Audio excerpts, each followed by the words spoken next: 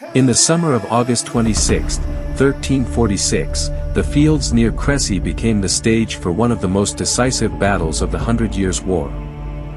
Facing overwhelming odds, an alliance of English, Welsh, and supporting forces, led by King Edward III, stood against a far larger French army under King Philip VI.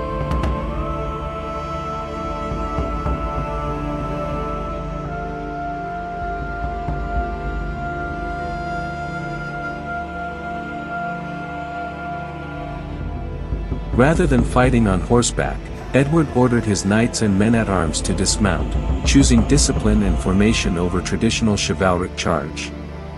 For the first time in English warfare, primitive cannons thundered across the field, heralding a new age of battle.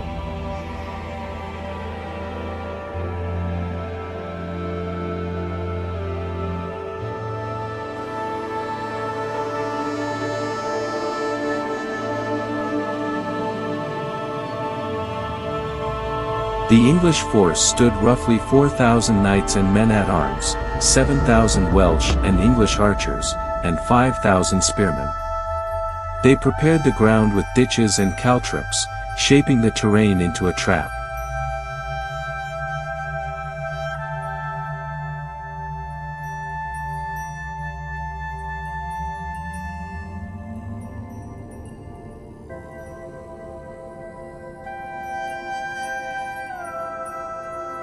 The French numbers remain uncertain, but estimates place them between 20,000 and 30,000 strong, vastly outnumbering the English.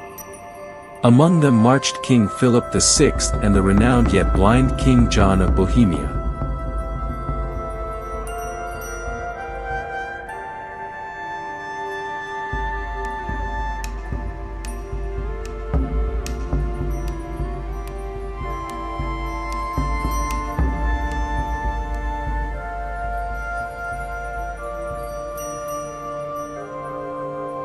At the vanguard stood Genoese mercenary crossbowmen, followed by a powerful division of knights and men-at-arms commanded by the Count of Alassa.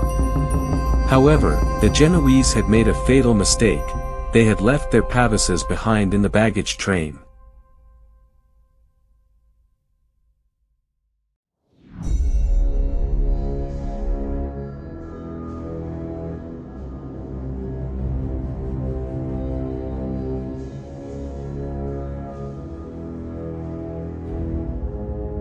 As they advanced, a sudden rainstorm swept across the battlefield, soaking their crossbows and rendering them ineffective.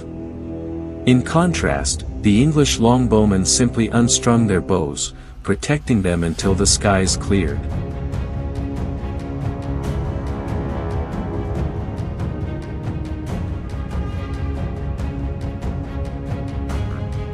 The French unfurled the Oriflamme, their sacred war banner, signaling that no quarter would be given, no prisoners taken.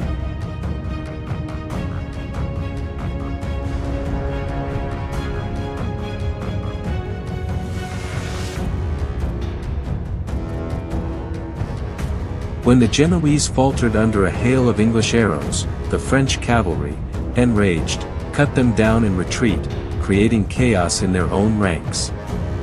Then wave after wave of French knights charged. Up to 15 assaults crashed against the English line, only to be shattered. Before the English positions, the ground became a gruesome mass of fallen men and horses.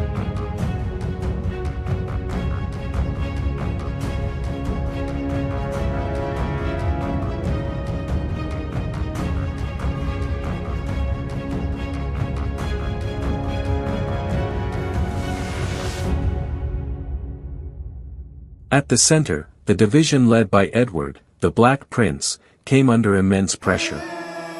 A messenger rode to King Edward III, positioned near a windmill, requesting reinforcements for his young son. Edward's response became legend. "Let the boy win his spurs."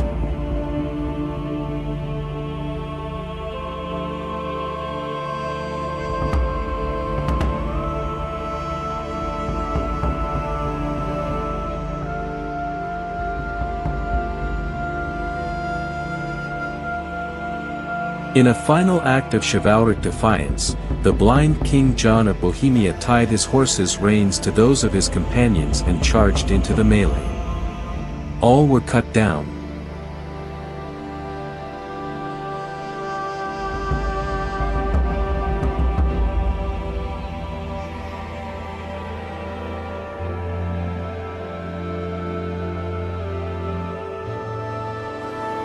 Philip VI himself was injured, losing 2 horses beneath him before finally fleeing the field. With their king gone, the French army collapsed.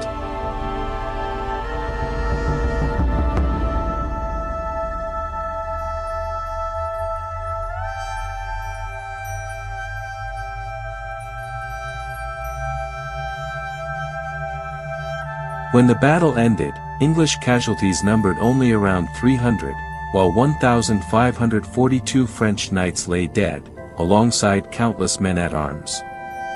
The sacred Oriflamme was captured, a symbol of France's crushing defeat.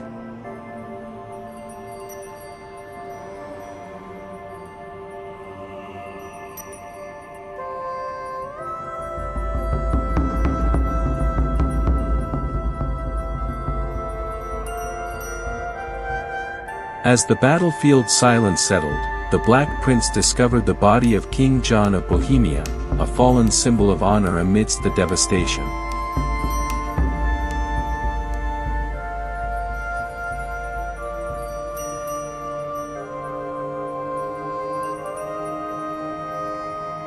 Crécy had changed the nature of war forever.